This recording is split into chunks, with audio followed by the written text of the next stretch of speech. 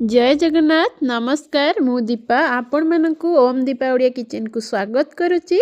आपण माने नॉर्मल भेंडी भजा को तो बहुत थरा बनै खाइथिबे किंतु आज मु आपण मानक सहित के नियर स्टाइल रे भेंडी भजार रेसिपी शेयर करुच्ची जहा कि आपण मानकु बहुत पसंद लागिबो आ यह को भात किंबा रुटी सहित खाइबा को बहुत भल लागिबो। देखंतु मु एठी भेंडी को एही परि सब काटी नैची।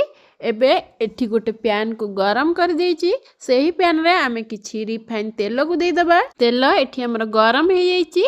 एबे मु गोटे चम्मच जीरा को पकई देइची। जीरा फुटी गला परे सेथिरे आमे काटी के रखितबा एही भेंडी को ऐड करनबा। एठी आमे हाफ स्पून हल्दी गुंड आ हाफ स्पून लंका गुंड को देई एबे यहा को टिके गोळेई नबा।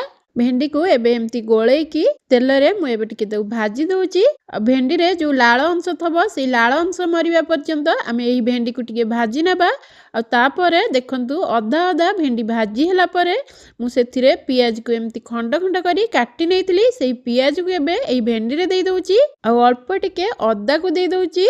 आ 3-4 रसुण को दे दउची। पियाज अदा रसुण देकी मु एबे एहा को टिके भाजी दउची। एही भेंडी भजा रे खंड खंड पियाज आउ गोटा रसुण एबे ऐड करबा द्वारा भेंडी भजार टेस्ट बहुत बढ़िया हेई थाए। आ पियाज देखंतु अधा अधा फ्राई हे गले टिके पियाज मीठा मीठा लागि थाए। देखंतु मु एठी बादाम को भाजी की बादाम रो गुंड करी नैतिली।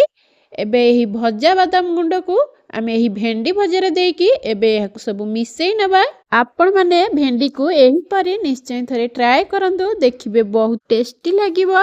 आ यह को भात रुटी जेकोसी रे खाइबे बहुत बढ़िया लागिबो।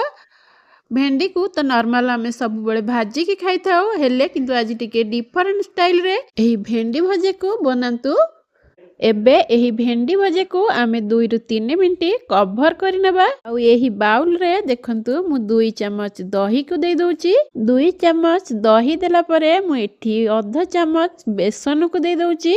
आउ आधा चम्मच लंका गुंड, आधा चम्मच गरम मसला, आउ आधा चम्मच हल्दी गुंड, आउ एठी गोटे चम्मच राशि आउ स्वाद अनुଯାୟୀ अल्प टिके लूण को दे दबा। एबे एही गुंड मसला आउ दही को भलो भाबे मिक्स कर दबा। देखंतु एठी मु एही दही आउ मसला रो गोटे बैटर प्रस्तुत कर नेची। 2-3 मिनिट एठी हे जाईची। चलंतु एबे कवर को खोली की देखि नबा। देखंतु पियाज आउ भेंडी एठी अधा अधा फ्राई हे जाईची। आ एमती सब गोटा गोटा है कि अछि। एठी हमर एही दही आ मसला रो बैटर को दे एही भेंडी सहित एहा को सब मिसई नेबा। बे मु गोटे चम्मच सोरिष तेल को दे दउची। ए सोरिष तेल दबा द्वारा बहुत बढ़िया टेस्ट सहित भल बास्ना मध्ये होई थाए। तेल देकी मु एबे पुणी टिके एमती गोळेई नउची। जेहेतु एठी हमें दही ऐड करचे एही भेंडी भजाटी टिके खट्टा खट्टा लागिबो।